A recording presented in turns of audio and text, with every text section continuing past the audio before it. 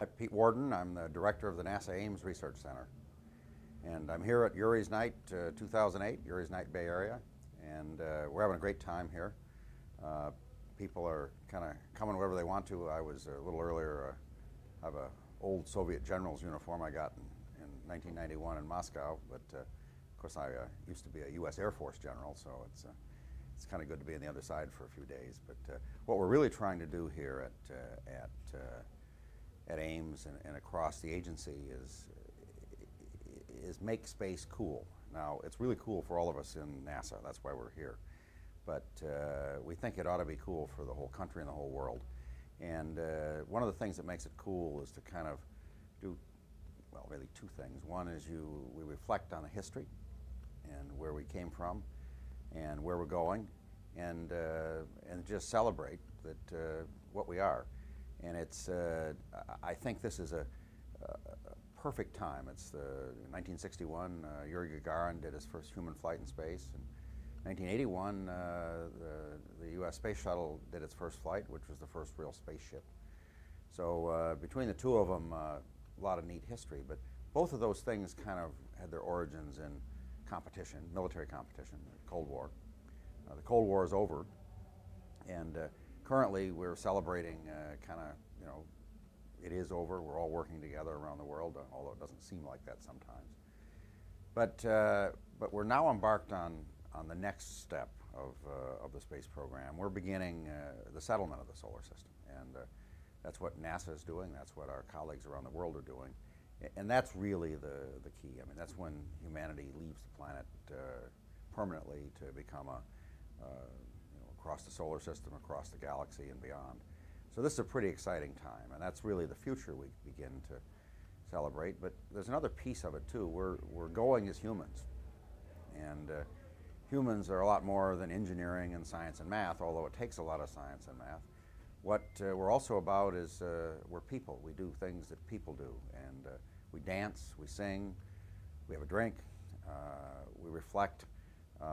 So this is about that as well. So there's art and culture and so on, because we're taking that with us, and I think the more people understand that, the better.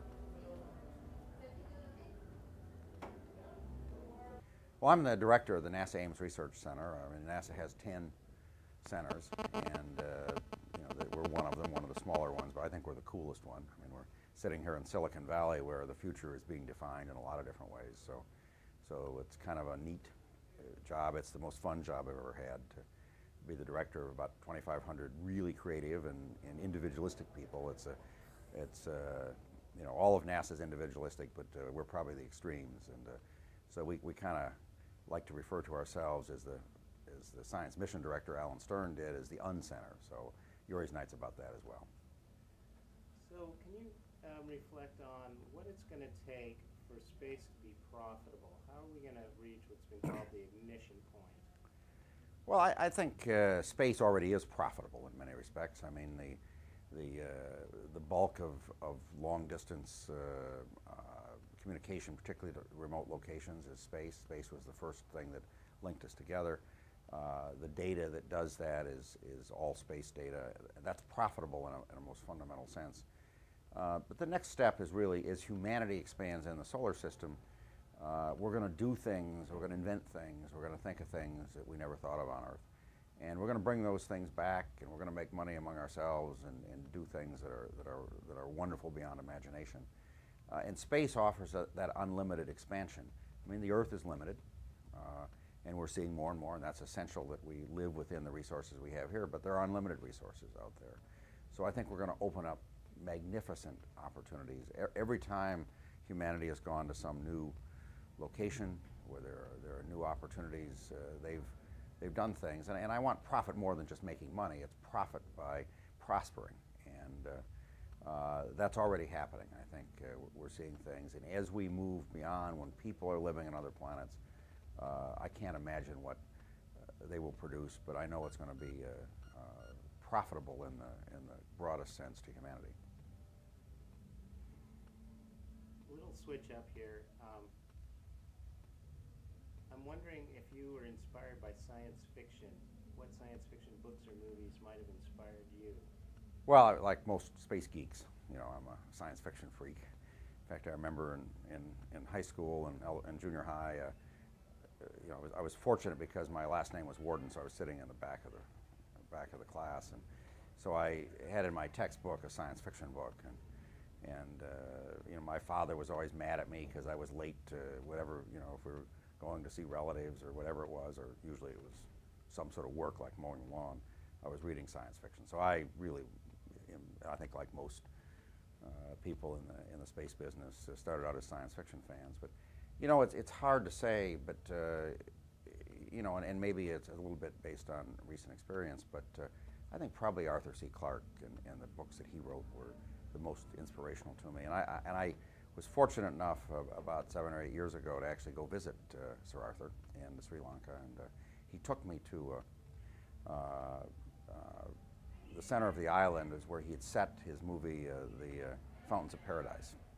And this was really it was the book that went back and forth 2,000 years to the future when we were building space elevators, and it was a magnificent trip. And it took us about 2 or 3 days of traveling in Sri Lanka with armed escort. I might add, it's not the most safe place, but it was that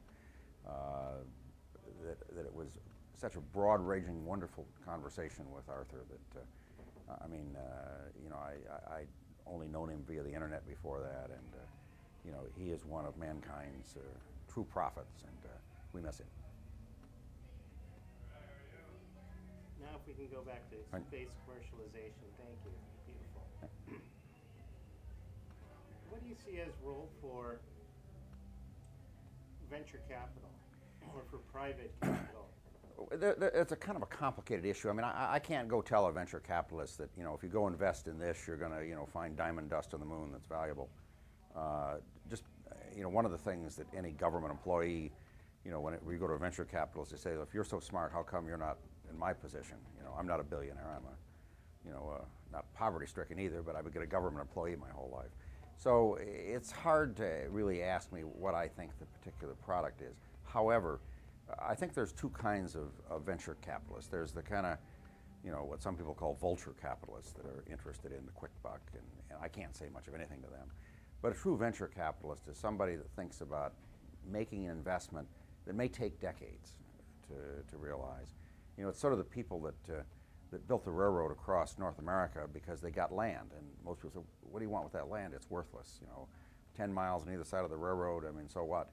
Well, those companies became unbelievably wealthy within a few decades because that land became wealthy. So I think the issue is that if you're the first on another planet and you're able to understand how to operate there and you have access to the resources you find there, you will figure out something wonderful to do with that, and something that's really very profitable.